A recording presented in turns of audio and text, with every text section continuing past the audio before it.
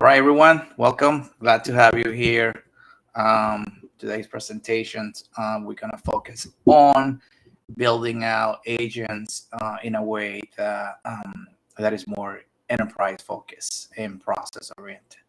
So I'm sure you are familiar with the concept of SDKs, software development kits that we use for web development and so on, where we actually can install libraries into our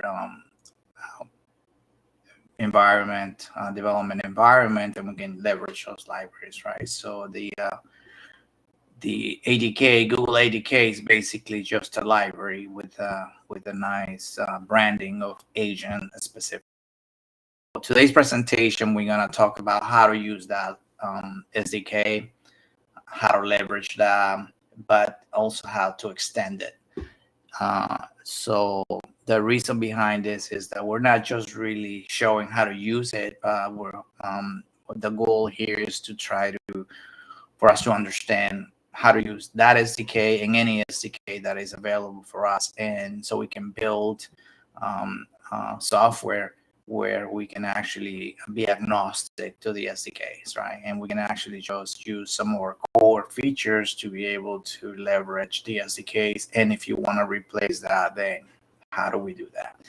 So there are a few areas here, right? Not just the focus on how to use the SDK, but also how do we really build this in a production enterprise quality. So okay, so thank you. I'm glad that you're here today. So let's get started. So my name is Oscar Garcia. I'm basically just another software engineer, like most of you are.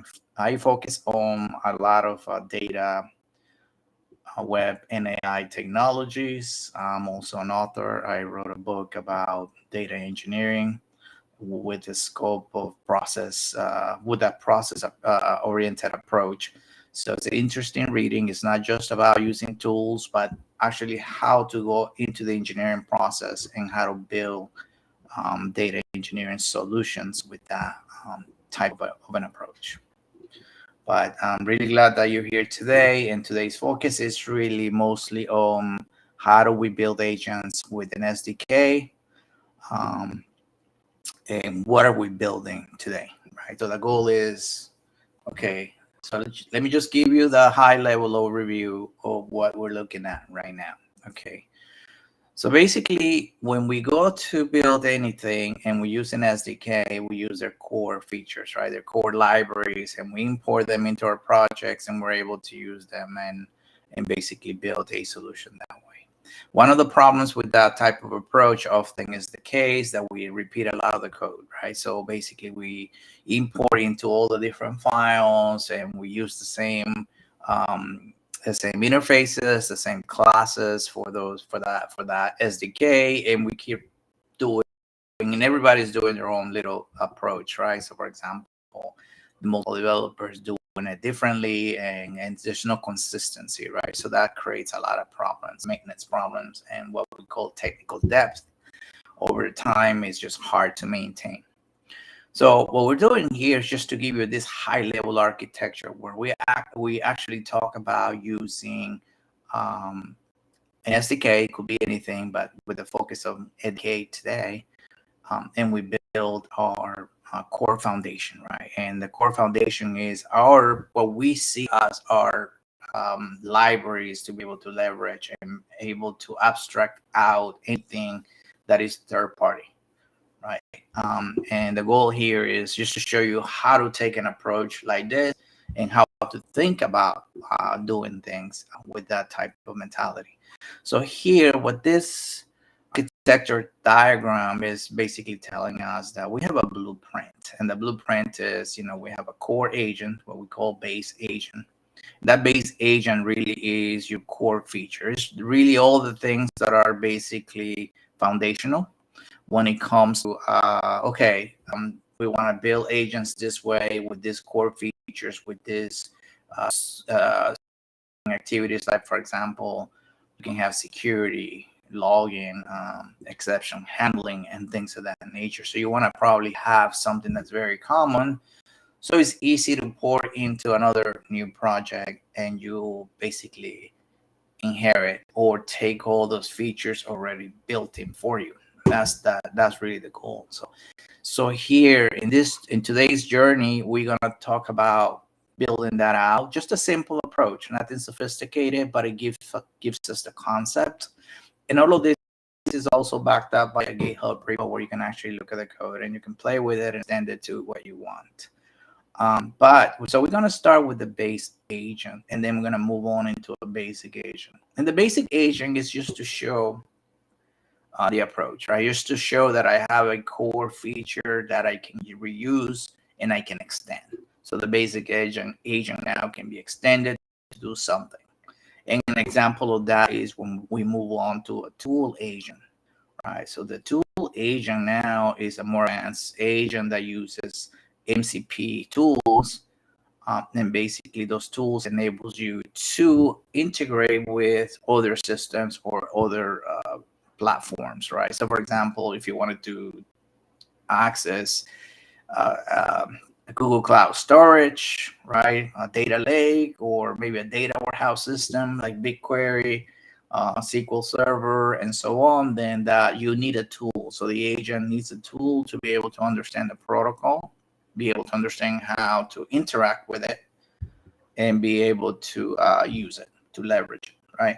And so the concept is that we're stacking all these layers, right? So we're actually saying we're going to come up with a core feature and we're going to extend it. And the idea is that you can build multiple projects, right? So for example, let's say right now you need to build a database integration project, and you start with your core feature. You start with you build it out to a tool agent that has an NCP integration to that database system like SQL Server, right?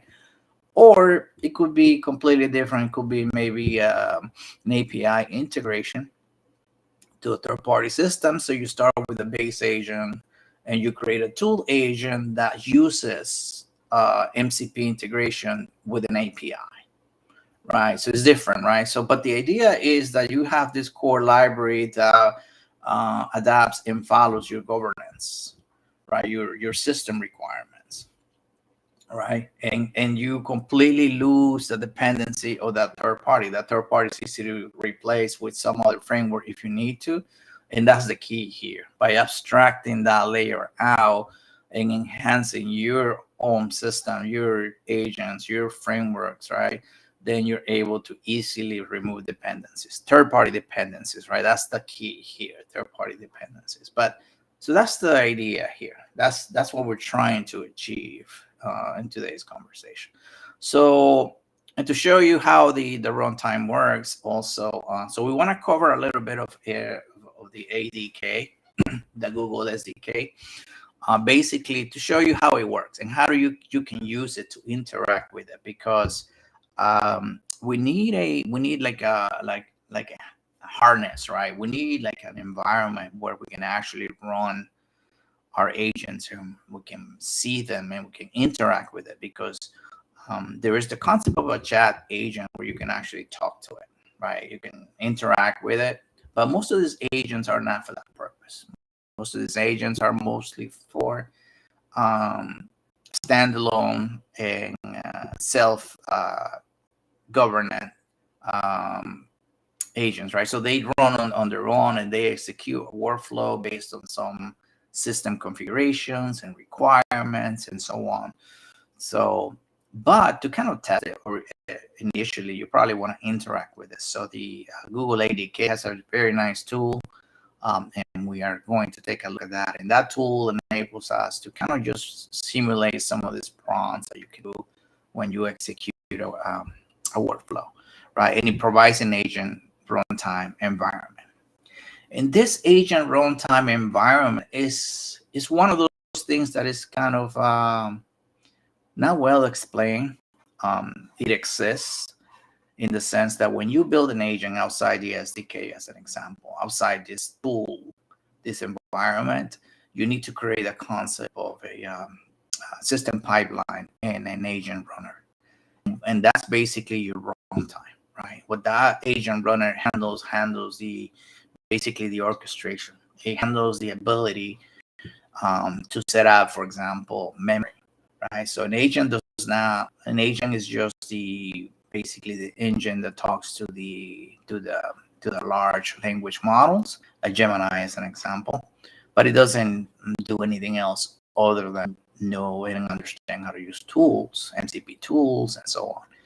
Right. So the runtime is what enables us now to orchestrate, to handle the orchestration. Right. So, for example, if I wanted to connect multiple agents, right, and be able to do a workflow, right, I need the runtime, and I need the runtime also to configure the session management, and the memory management. So, for the agent to have memory and understand what's going on, the agent needs to be able to have a persistent mechanism. And that is basically, that could be memory, that could be a database, that could be a file somewhere, right? There's so many mechanisms. And also it depends a lot on the amount of traffic you have, right? So for example, you can use a simple in memory if you're not concerned with basically shutting down the instance and forgetting about the rest of the history, right? Because maybe it's just a session for that moment in time. You only care about real time, so you could use memory, and then that's fast, and you don't have to worry about history. But if you do worry about history, then you need to kind of use some kind of a storage to persist that memory over time, right? As you basically, for example, just to give you a good example of that is in manufacturing. So manufacturing, you tend to kind of remember historical events, and the idea, because that can give you drift information. And what that really means is just that as you process information over time and there is a failure, right, in the process, that history gives you that trend, gives you that understanding, and then over time, the large language models, or AI, is able to kind of look at that and understand trends. So you need that, and that's a long-term memory at that point, right? So you need something, storage that's kind of big.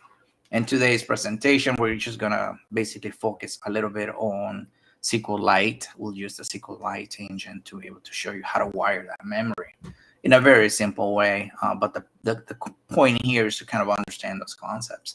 So the agent runner handles the orchestration, handles the session management, handles the memory, passes that information over as we get information coming back and forth with the agent, right? So when we send a prompt and we get a reply from some external system, then we start gathering information in memory about what's happening, right?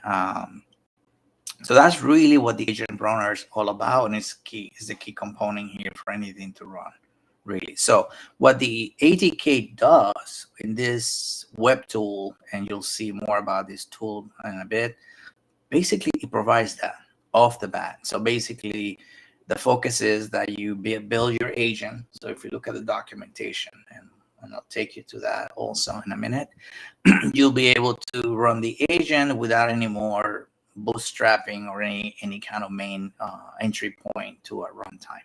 And what that really means is I can just build an agent definition, a class, and I can just run the tool, the ADK web tool, and it will just bootstrap into that environment and provide the agent runner for us. So that's one of those advantages that using that tool provides to you, but it's important to understand how it works behind the scenes. Okay, so, and we talked about a little bit about MCP. So building any of these things, where we really gain a lot of momentum is really when we start using MCP tools. And MCP tools really, at the core, is really, for example, an API layer that is wrapped in a way that has a lot of metadata for the agent to understand it, right? So basically, if you're familiar with APIs, right, you have an API definition, but if you just beef that up with a little bit more metadata explaining what the API is for, explaining how to integrate with it, explaining all the parameters, then that's what basically the AI is able to kind of understand. And the MCP, which is a protocol, model context protocol is able to parse that out basically and understand, oh, okay, so I could use this tool to query a table, for example. And that's how that MCP basically protocol works. But then that's really the core of this. So, okay, so that's really just a high level, right? That's just an intro to how this works. So let's move on to see how to do this, right? So for example, let's just briefly go and I'll share with you this links, right? So I mean, you can Google this, right? Agent Development Kit, and this is from Google, and you can take a look how to use it, right? And how to install it. It will give you some dependencies on what to install and so on, right?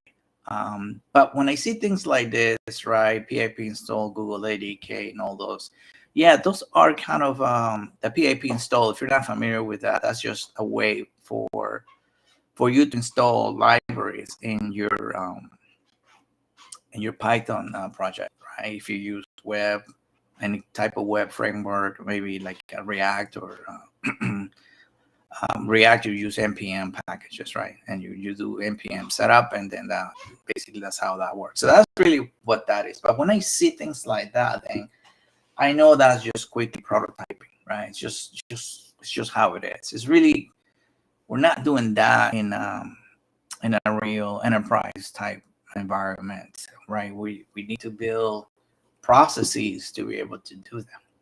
And that's really the goal. So the goal is to just grab this, just like any other SDK, and kind of use it in a way that is easy for us to adapt to something else if we need to, right? Using enterprise tools for DevOps and for development and testing and so on, right?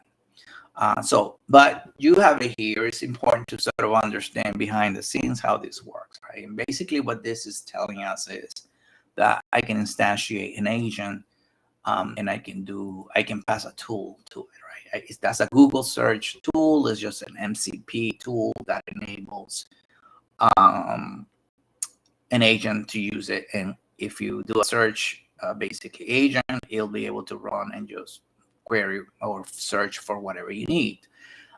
Important thing to notice here when you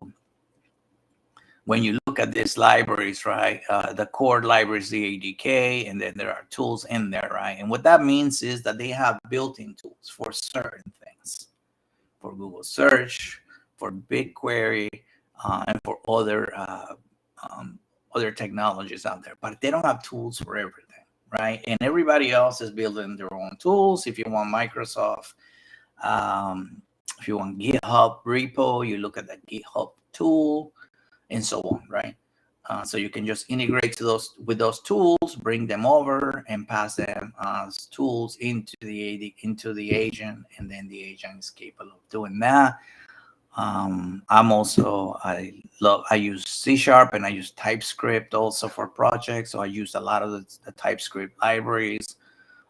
So this is also great news that basically there is support for that. But today we'll just use Python. It's easy enough to understand. It has some of the capabilities we need to be able to use and to leverage to build a sort of an enterprise quality approach, right?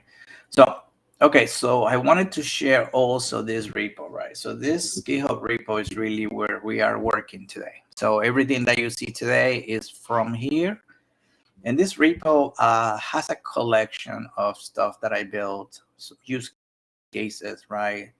Data analysis, code generation, AI-driven architecture is a good one if you want to take a look at how to manage your GitHub repo with governance and so on and processes. This is very good for that one. But today we're focusing on how to use the before I do say that, so the idea here is that we support multiple frameworks, right? Multiple SDKs, right? So if you're not familiar with the LangGraph and LangChain, that's another powerful SDK. And Microsoft has a powerful SDK as well. So here we're looking at the Agent Development Kit and how to use it, how to install it, right? So let's briefly just, so here I'll give you details about the installation process and all that. But remember, because this is already on a repo, there are already configurations that accelerate your installation. So for example, we're now going to talk about installing the ADK, doing this PIP install, because we already have a framework that enables you to do that, and all we have to just follow that, right? But there are some dependencies. Of course, you need to have Python 3.12. That's how the ADK runs on that. I think it's 3.11 plus, but to understand those dependencies. But then I'll show you how all that dependency is managed, and also be able to install tools that enable you to manage your virtual environment, right? So for example, in the world of Python, you have PIP, env, or you also have UV. And UV is actually the modern version of virtual environment management. And what that really means is that if you have a computer or a laptop, and when you install something, you really don't want to be installing everything globally, right? Because you want to maybe work on different versions of npm or Python or TypeScript and so on, and you want to be able to support legacy stuff. So you want to create a virtual environment, and the virtual environment is just a workspace in a folder, right? It's a folder that when you get into that folder and you load the virtual environment, it loads with those dependencies, right? So you can be running Python 3.9 in one or 3.12 in another, and the same thing for TypeScript, same thing for .NET, and so on. So this is the GitHub repo you want to look at. And basically, when you go here, and now we're going to jump into the code, we go into the ADK, right?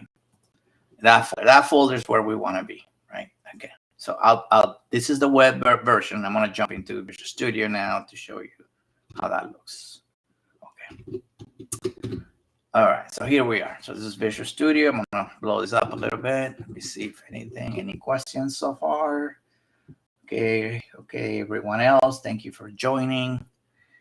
All right. And then remember, we are recording this, and all the stuff, all the material is going to be available to you later. And of course, follow this repo, please. That's where you are going to have this stuff. And do me a favor, I forgot to say this, but you can start the repo. So there is this concept starting the repo. What that means is just doing like, which is very nice because it enables us to kind of build this out more and more as we see if it's useful, right? You can click on start, and then what it does gives us the ability to say that there is activities, and we can actually keep building out use cases around this. All right, so this is basically the README, right? The README file, and it just talks to you about what we just kind of briefly explained to you. And basically here, it gives you the directory structure, the project architecture now on a more physical projection, really how we're building this out, right? We talked about building a basic agent, a tool agent, memory agent, and so on, right? And there are some requirements also for the Google ADK to be able to bootstrap to these agents for that tool to be able to work properly. And we're following some of those guidelines, but we're still kind of abstracting the SDK out so we can do that. So what's happening here, for you to install this, you need to just follow this prerequisites, which is install this UV environment, and that is your runtime. Basically, that's the virtual environment manager where we can install this. Why do we need that? Because we already have a file here, UV lock, and this file basically is like any package management tool. It just gives us all the dependencies we need, right? All the libraries that we need. So you don't need to be installing one by one manually. It'll just handle this for you. So the idea is that as you go through this, you kind of start building, you're already there. It's easy for you to kind of have all the dependencies. So because what happens usually, you go install one and then you run something and it says, oh, you're missing tools, you're missing fast NCP, fast API, you're missing, right? And it gets into that nightmare of what are the requirements that you're missing, right? So basically this gives you those requirements we need for some of the stuff. Okay, so, but anyway, the idea here is that as we build this out, we can run it, and we're using a makefile tool, and I'll explain that a little bit, but let's just get into now the SDK concepts, right? What about a makefile, which is just a way to really run this on a more enterprise kind of quality.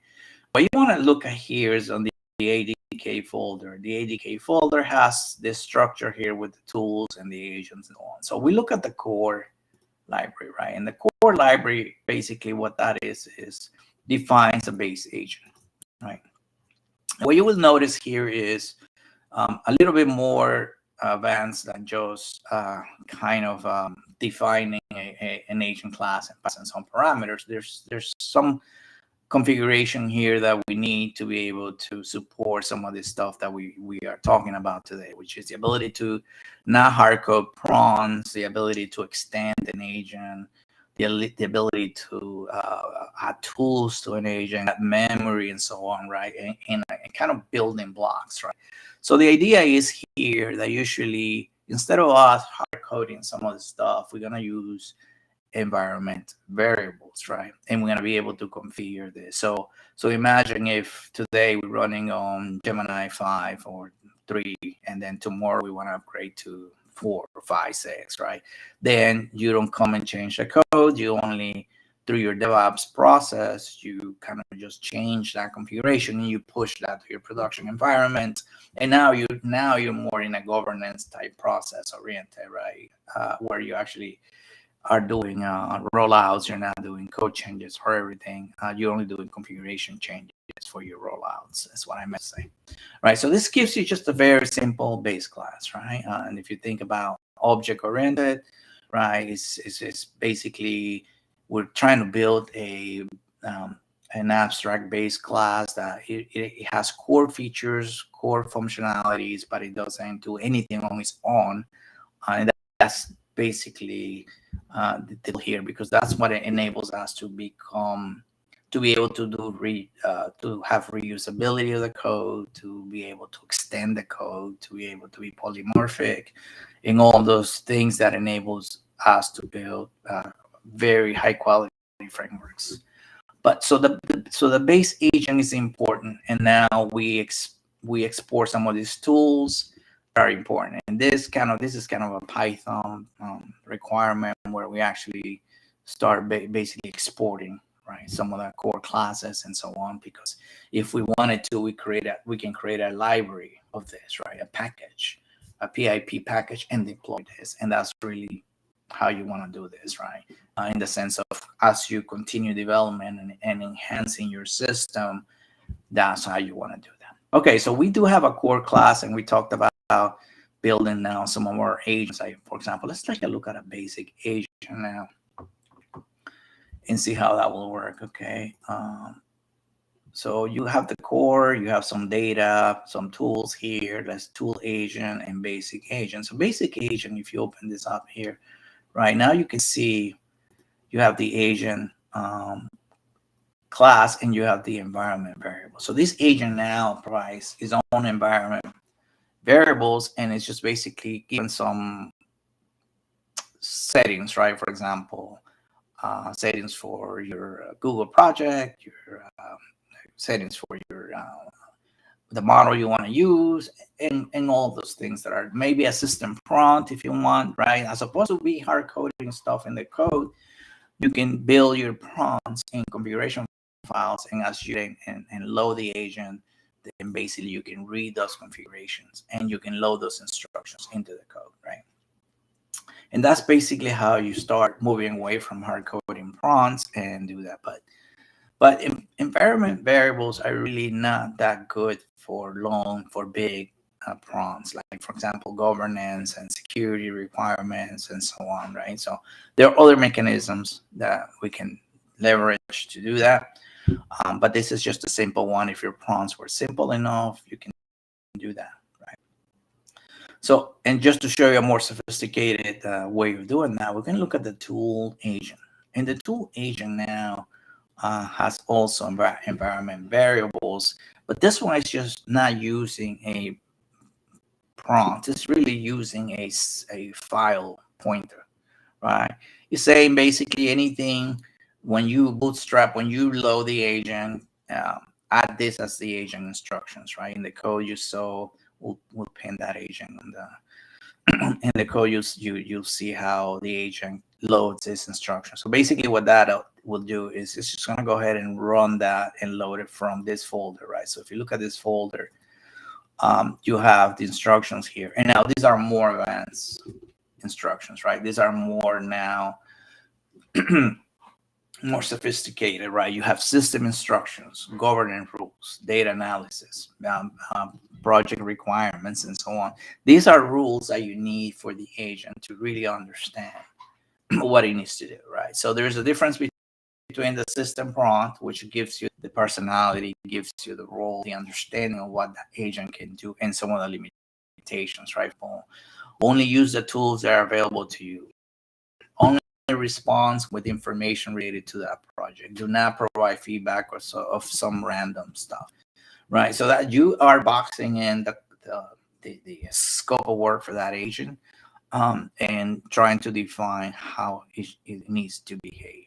So this is important. So how do we load that? Basically is when you look at the tool agent, right, which is really the one that executes some of these governance rules. You can see how basically it basically inherits from the basic agent. By the way, I forgot to show you this, but now this is extending the basic agent, right? So now we're creating layers, right? Layers of agents based on behavior, based on what they need to do, right? So the basic agent, the base agent gives us core features, cross-cutting concern features. The basic agent may just do some enhancement and some basic personality and behavior. The tool gives us a more extended persona, governance, tooling, and so on.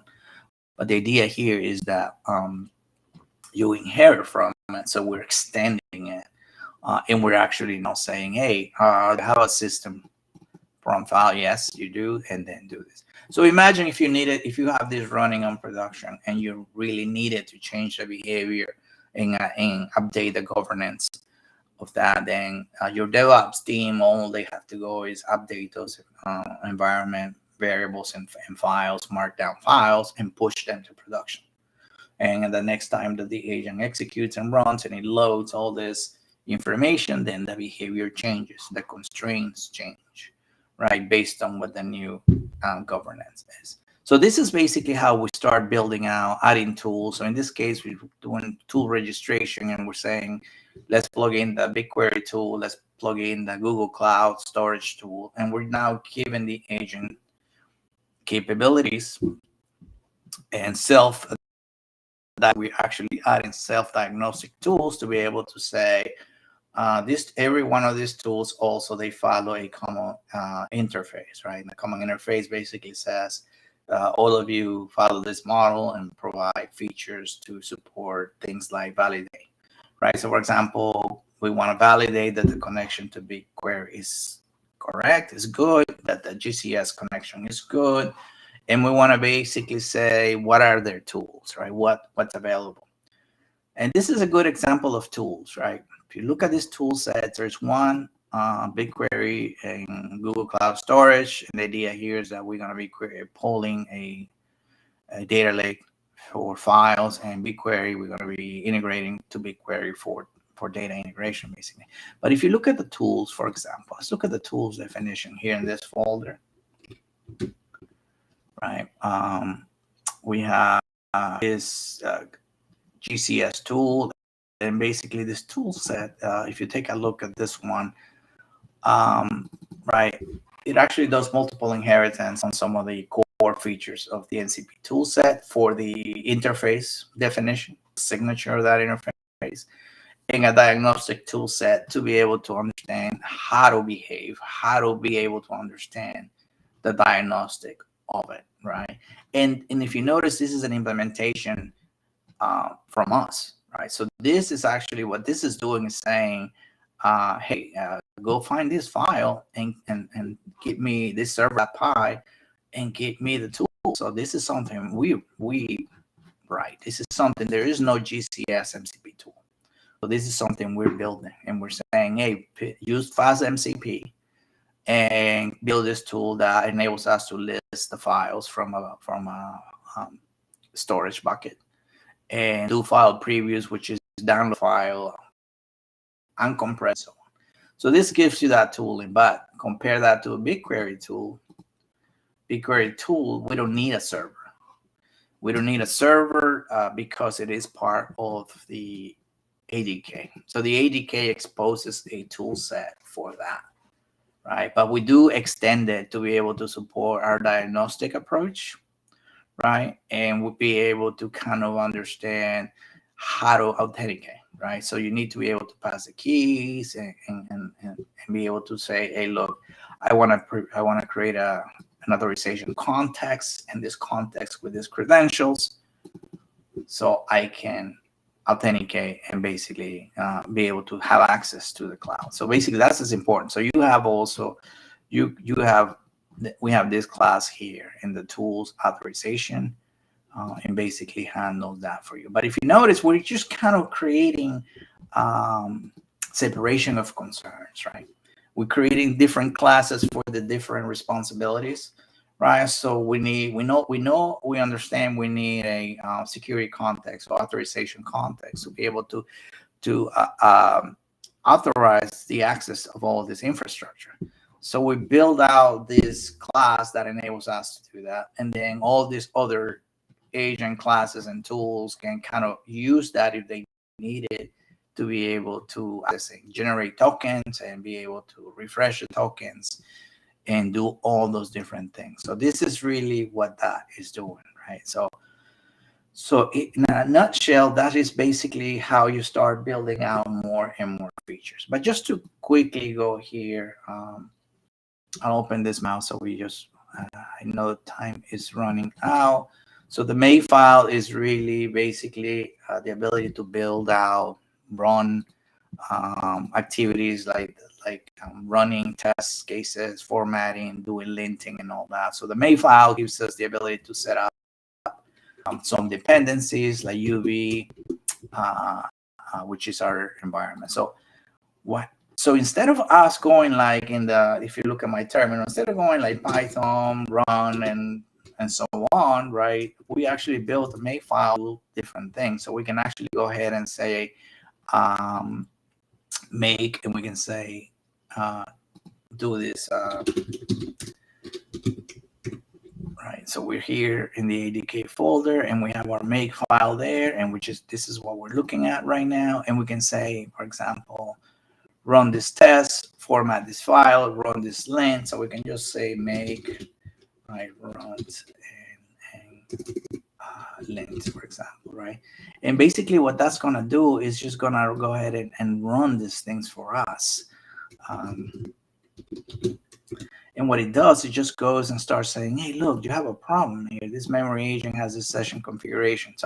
So this is how we start, right? We can figure out what's going on. So it's saying, hey, this agent is importing this session config, but it's really not using it, right? So we can go to the memory agent and just fix that problem, right? And this is really what enables us to, like, early on, not have issues in production, right? So you lint and you don't need the session configuration. We probably don't need this management configuration either, right? We did some changes and we don't need those things anymore. And now when you run your lint again, then you do that, right? Everything is formatted, everything looks good, and you move on. So this is just really talking about now how to use this framework, but with tools around it, so you can enhance it. But let's say now we want to use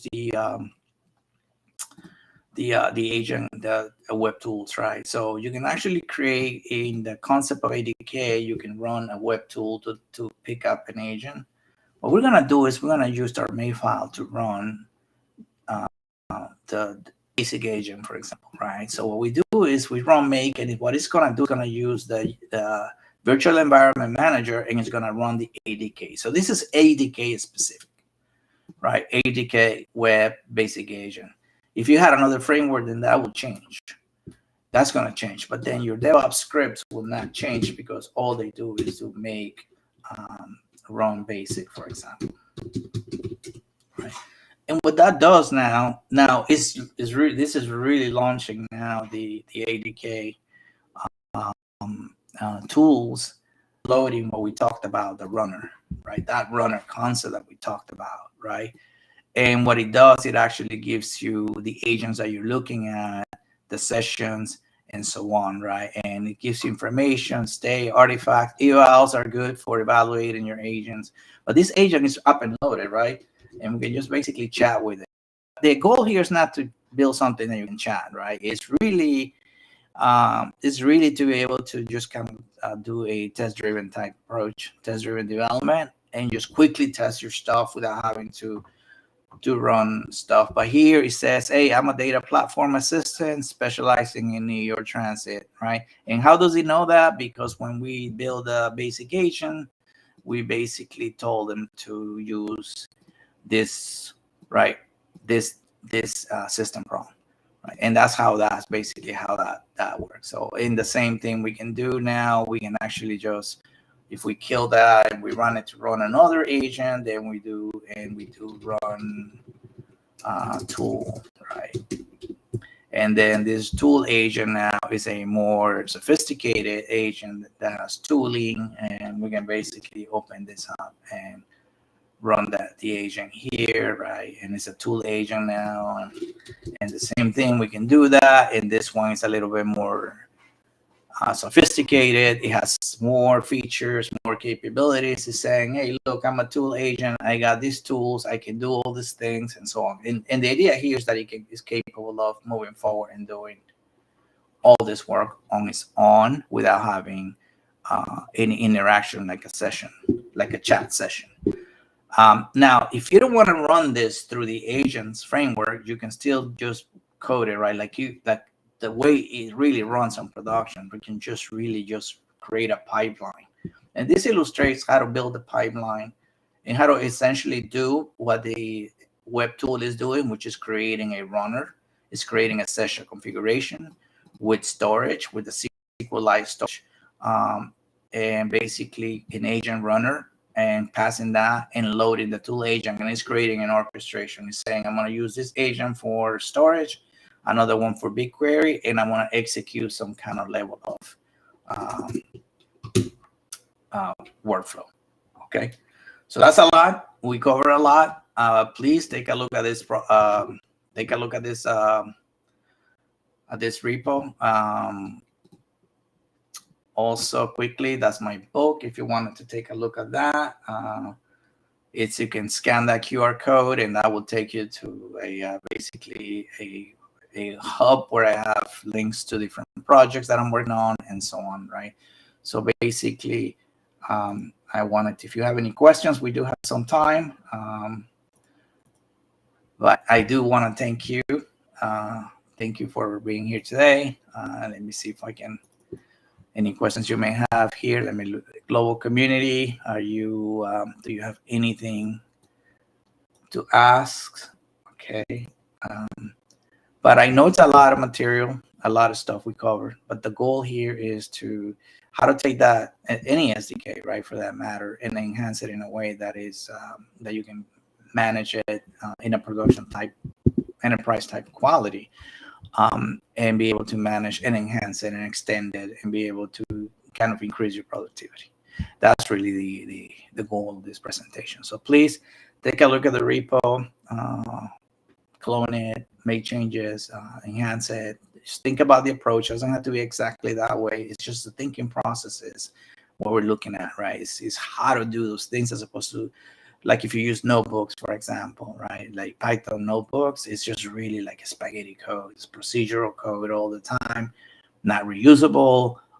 You really copy pasting a lot of stuff, and it's just hard to manage, right? So let's see. Okay. No questions. Okay. Thank you. Thank you for being here today. I really appreciate it. Guys, Pedro, Connor, Marcio, please, thank you. Continue to follow us and join us for our next presentation soon, okay? Thank you. Have a great day, guys.